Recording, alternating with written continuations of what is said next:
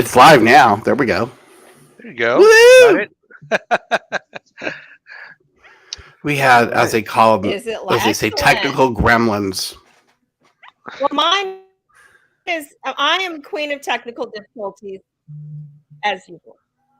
Yeah, your sound is My fading husband. I in. told you my husband's Your joking sound is fading in and out. Yeah, we about can't that. even hear you. Yeah. Yeah. So welcome, guys. No, Hi, how are you? your sound is fading in and out. We can't hear you. Hello. Oh boy. Okay, so why don't I say goodbye and let you guys talk? Sounds Alrighty. perfect. No problem. Alrighty. Talk to you. Good morning, Jason. How are you? Good morning, Ray. Now, it's amazing when you think about it. Imagine if you're any, network news or, even local news, your feed has to be perfect, like literally 100% of the time. Like Yep. you're out on location. I mean, if you think about like the Weather Channel, they have to be perfect feed for the most part when they're in the middle of a hurricane or a tornado. Yeah. And then we're sitting here all in our houses with our, high speed Wi-Fi, and we're struggling getting an internet connection and having it all work right. I mean, the pressure must be just insurmountable in that case. Or the Super Bowl, can you imagine? Wow, Oh, yeah. it's just frightening to think about. No, I would agree. I think you always see glitches, on the news, you know, but you're right. I mean, 99% of the time, they're bulletproof and it works really well. I mean, Uh, just the pressure behind that to make sure that everything works effectively and that there's no lag in signal and that all the people are coming through like they're supposed yeah, to. So, hats off to all of you that are dealing with that kind of pressure. Wow, yeah, that's yeah. I would we agree. I would feel agree. pressure just getting our little LinkedIn live show up and Up and ready. running, We're exactly, exactly. But no, it's a good day. I mean, here in Denver, we got about an inch of snow on the ground and more to come. So definitely, winter is upon us. we're 81 degrees and raining, so it's There like you go. Hawaii here today. Yeah, that's great. That's great. I will take that any day. But no, let's talk a little bit about what's going on. And I know that one of the things we want to talk about is uh, some of the challenges that organizations have in managing employees in a global hybrid environment. And it looks like we lost Jason. Are you there, Jason? Hello. All right. Well, let's get Jason back in here, and hopefully we'll be able to continue our show.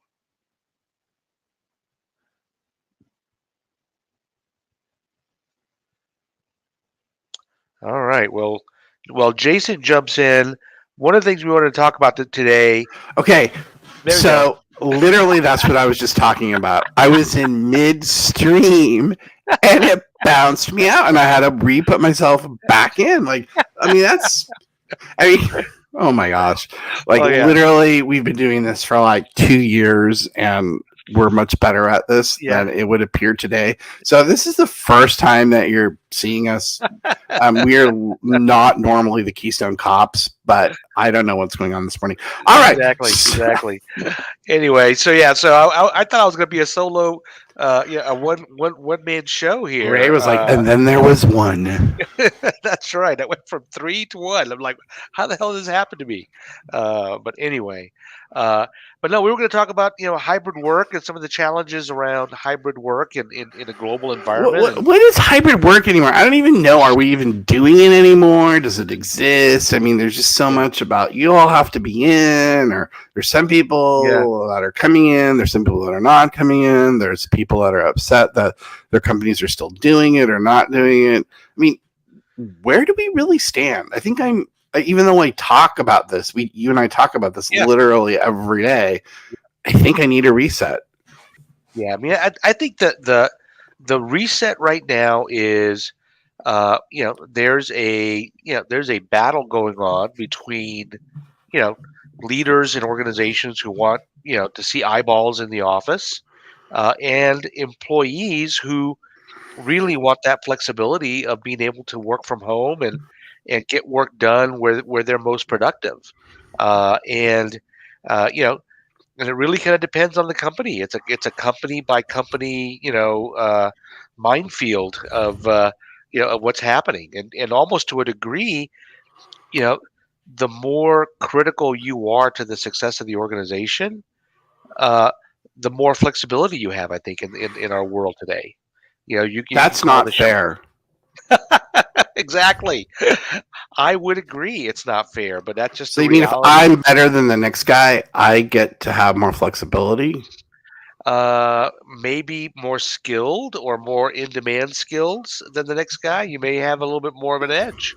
Hmm, okay. And it's a skills based economy right now. And if you're a DevOps engineer, you know, guess what? You can live pretty much wherever you want and be productive, and companies still want you. Or if you're an accountant, oh my Yeah. gosh. Like accountants right now, Oh yeah, exactly. literally, you can ask for a truckload of gold bars as your sign on bonus. And Yeah, the chances are you actually may get it. exactly. I think some of the data that we were looking at before. I mean, there's a gap of 300,000 accountants right now in the U.S. compared to openings. And we're just not producing enough accountants out of college. And that's one of those skills that maybe that's one of those 2-year programs that you may be able to train somebody and kind of get them in and train them up to your level. So I think that's a huge opportunity for HR organizations. I talked to somebody yesterday and they said that a senior accountant with a resume that was good, Yeah, wasn't excellent, a senior accountant with a good resume will last 72 hours on the job market right now. yeah, yeah, and and that's crazy when you think about we're talking about hours, not weeks. Yeah, we're not talking about like, hey, 7 weeks. No, we're Yeah, yeah, talking literally like 72 hours. I mean, yeah, yeah, 3 days, but literally. yeah, And they've said to their clients, hey, if you're not willing to make a hiring decision within 72 hours, that person's going to be gone. And these companies are still really struggling with that. Like, you've got to be kidding me. But, to your yep. point, we're really deficient as a country in the amount of people that are entering that profession.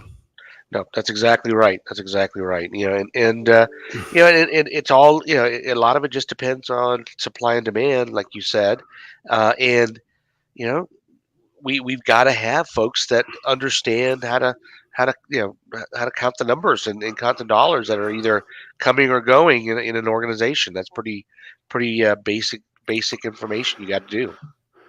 Yeah, it's Yeah. it's it's crazy. Now, I know there are a number of companies that are really tightening the screws on remote work. I know Apple is one of them. For anybody that was on our audio call, Yeah. the last 2 weeks we've talked about Apple is making everyone come back, and it's causing a lot of consternation at Apple. I know that a lot of the big financial firms are forcing people back in. I saw that Walmart's technical arm that does all of their internet things is forcing all their employees back in. So there's a real desire for a lot of these companies to bring people back in. Now, it seems to be the bigger companies. I think more of the mid-level enterprise companies and some of the big companies like Cisco are really big on remote work and flexible, Yeah. and Exactly. I think they see that as a real attractive way to continue to hire.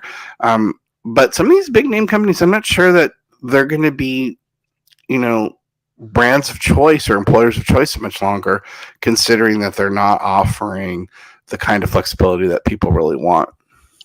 No, it's true. And I spoke with somebody, at one of the, kind of the top 4 tech companies, rhymes with Google.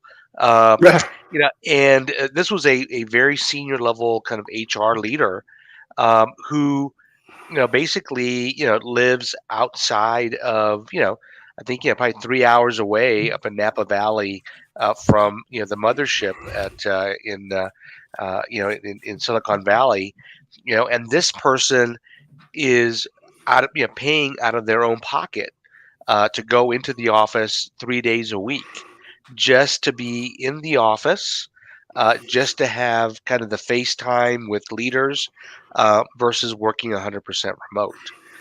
So, that's an example of what employees are doing, to kind of, you know, ensure that that they're not on the list, right, of potential reductions. Yeah, well, somebody like that, they have the means to do it. Other people who don't necessarily have the means or don't want to part with Mhm, that money for that expense, mhm. they're going to go. They're going to go somewhere else. So it's rapidly shifting. I'm not necessarily sure exactly where we're going. Just seems like it's resetting day by day. But we're going to have, and we're going to be in a remote hybrid world. And with the whole push towards 4-day work week, we're going to get there sooner rather than later. So there's just so many things that are spinning and happening right now between quiet quitting and quiet promoting and quiet firing and Yeah, bare minimum Monday and everything else that we've been talking on our audio call yesterday. We talked about bare yeah, minimum Monday, which was entertaining to have that yeah, conversation. So yeah, man, yeah. it's like you need a scorecard to You keep. really do. You need a roster. I'm sorry, you Yeah, need like a player roster to like, okay, what's going on today yeah, in the yeah, world of work?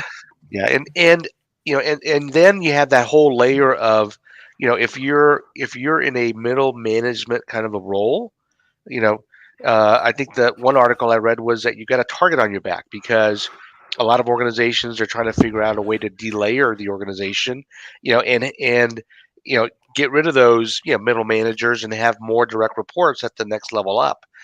So, uh, I think this kind of just goes to the effect of you better have great leaders in your organization that are working with your individual contributors, or you're going to have a heck of a time getting anything done.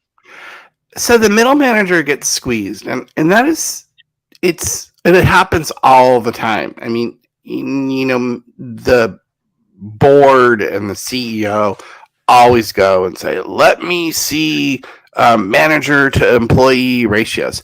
Now, it's funny when things are really busy and people are frantic, and you need people managed and you need work done, and you're just going, going, going, going, and doing really well in the organization. Hey, we need a manager here for this department. We need this over there. Because you need to manage all these people that you hired. Suddenly the economy takes a step back or the brakes go on it, and immediately middle management gets targeted, and it happens again and again and again. And it really seems like we need to help management think a little bit differently about what is your management structure going forward that is going to work when times are tough and when times aren't tough. It seems to me that I would want to work with a company that really starts to think that through and figure that out. Yeah, no, I would agree, and do not add layers, unless certain metrics are met, right? I mean, it's if you want a 10-to-1, or if you want to, whatever your ratios are that you want to maintain, let's make sure that during the good times you're still maintaining those ratios, so you don't have to do all this stuff when things go sideways. So that's a real challenge, and but that first line, those managers are becoming much more important in our world going forward. And the thing about it is, if you are a manager, a director, or a VP, or whatever your title is, and you have a span of control of 10-to-1, 15-to-1, 20-to-1, 30-to-1, and I've had spans of controls of all those numbers at times in my life, this is a lot of work.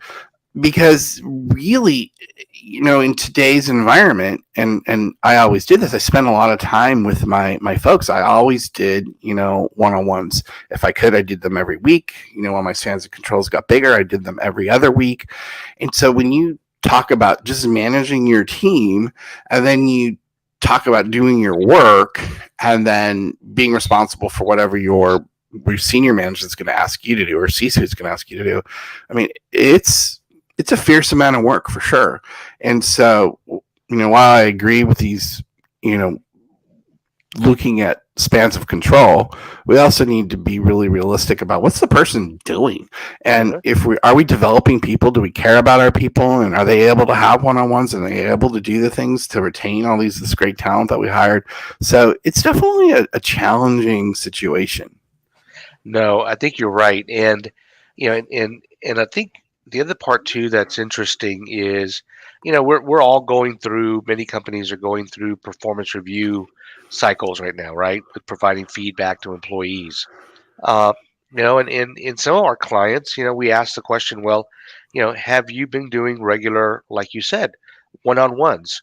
Not even weekly, monthly. I mean, at least monthly. Are you doing one-on-ones? Well, not really. Okay, then. So when you want to rate an employee below expectations and they have no idea over the last 12 months that you're not happy with them, we're just asking for a problem, and so, so that, like you said, I mean, those one-on-ones, I think, a few days ago, somebody told me that, at one organization, uh, employees were setting up, meetings with their managers, and it was really just a, kind of a scheduled, how are you doing? How's your family? How's your mental health? Wait, the Not even employees were doing it? no, managers are scheduling it Oh, with the the managers employees. were doing it. All right. Managers scheduling it. I think a lot of it is even being driven by the HR team, to put those on people's calendars, just to make sure that, that those connections, are made and are improved.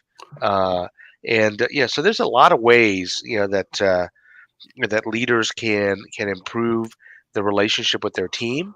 But it does, like you said, it takes a lot of work and a lot of effort, and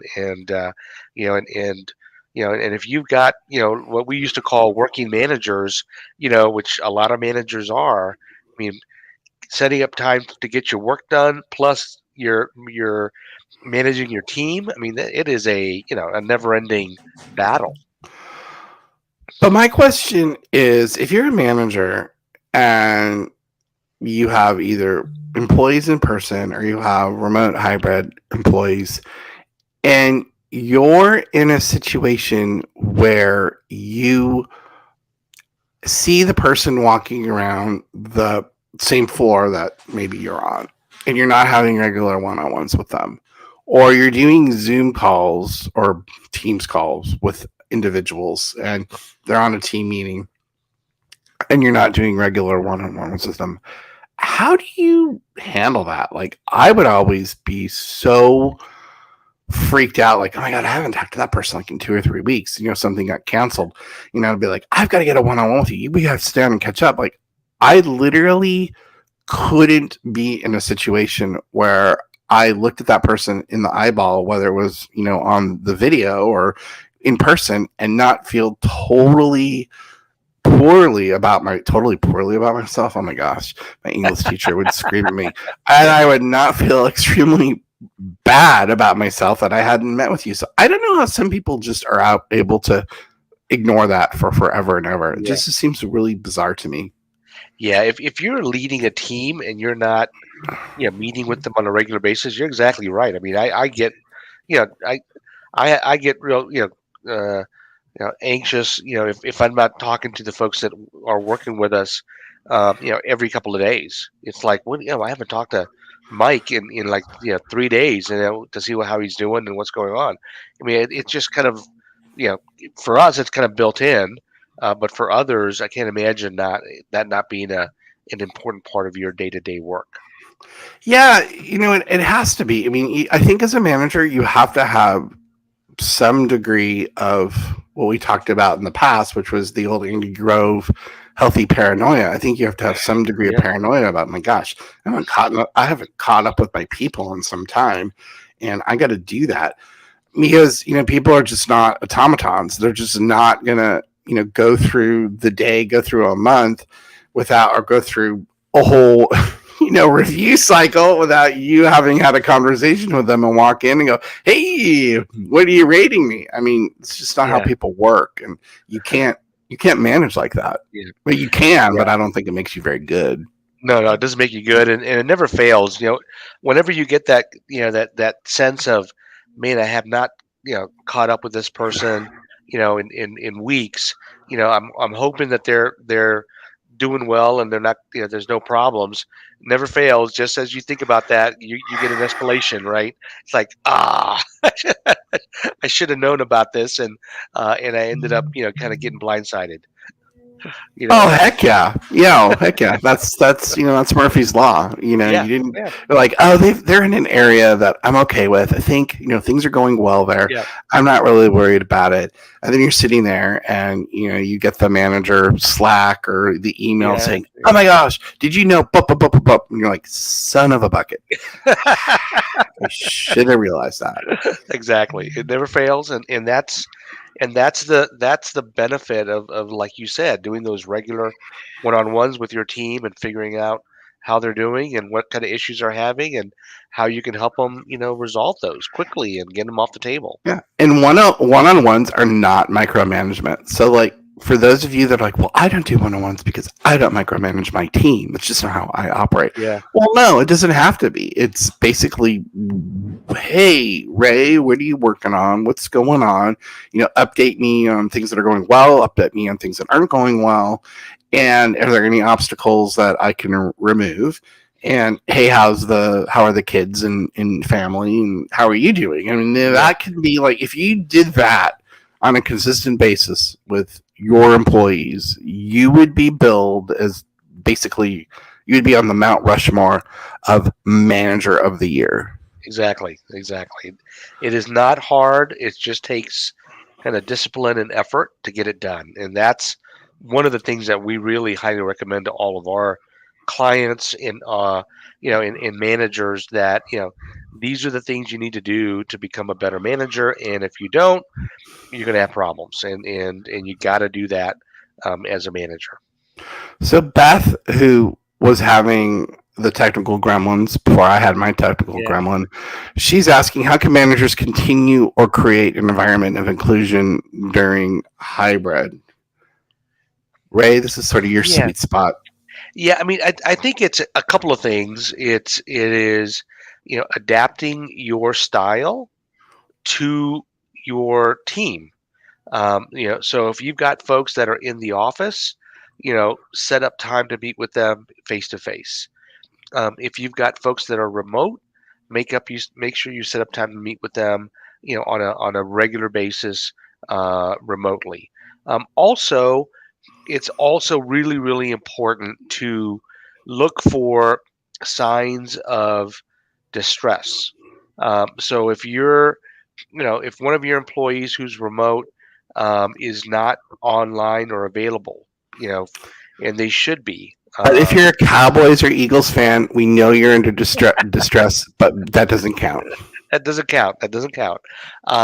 If your employees are not responding to your IMs or your chats, if they're starting to take a lot of time away, because they're not feeling well, or just not all there, just look for some of those signs and see how we can how they're doing, what's going on, and what's affecting them, that they're not being part of the team and participating in meetings. I mean, the other one too for a manager is, if you're having a team meeting, you need to make sure that every person participates, and that you don't have the over talkers, kind of taking over the meeting, and not letting other folks talk and getting their opinions out. So, so there's lots of things that managers can do. I think, Jason, you're right about that. Elaine, he's a bit of an over talker. That would have been a good one. Yeah, there's always one in the room, and Mr. Obvious, I just said that, you just repeated it. Why do people do that? We need to have it. We need to like have a conversation about that. It's like, why do some people just like take an idea and like repeat it? It's like, Yeah. were you? What? I've never understood that phenomenon. Someday somebody will have to explain that to me. But I've always found that to be odd. Exactly. I think they're just looking to to take up oxygen and talk. Listen to themselves talk. But no, I think leaders have. It's a whole new ball game for leaders. We're coaching managers on a regular basis on how to improve their skills. And I think that's really really important right now. As organizations go through, you know, reductions, layoffs, as organizations go through delayering, management levels, the folks that are left behind are just really kind of in a state of shock. And to a certain degree, your managers have got to re-recruit them and get them back on track.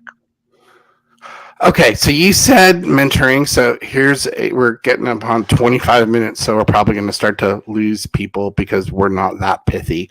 Yeah. So basically, we have a couple things coming up. So your mentor sessions, because you are amazing and you are a mentor, an actual authorized badged mentor for South by Southwest. Yeah. You're essentially a Swiftie because your mentor sessions went live yesterday and like within, I don't know, 26 seconds. No, it wasn't that quick, but literally in a very short amount of time, like literally like a few hours, your mentor sessions were all booked. Like every mentor session that you have for South by Southwest with young up and coming entrepreneurs was booked. So that's phenomenal. And we're super pumped about that. And you also are hosting a mentoring track and with our partner Engage Mentoring. So if you haven't had the opportunity to get on those mentoring sessions in South by Southwest, you can also reach out to us about our track of mentoring that we're doing that you can actually get one-on-one in-person mentoring with Ray. So we've got that happening, and you can ping us about that at Thrive HR Consulting. And then with South by Southwest, we've been invited by Inc. Magazine. We love you, Inc. Magazine. Thank you. You're the best. I love you. Love you. We are going to be speaking at Founders House, which is a Inc. Magazine event that is part of, not exactly part, but it's associated with South by Southwest. And we're going to be speaking on March 10th in the afternoon, like around 1:15, something like that. And we're going to be talking about some up and coming topics at Inc.'s Founders House. So if you're there coming in for South by Southwest, we would love to have a beer with you and have you hear our talk.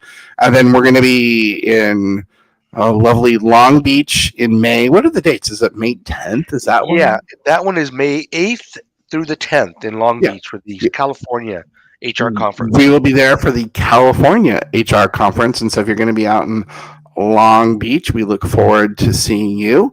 And we were just in, an article was just recently published. We were in, what's the article? I haven't had a chance to go through it, but you looked at it this morning. Yeah, I looked at it this morning. Yeah, the article is in Workspace Connect, and is the website.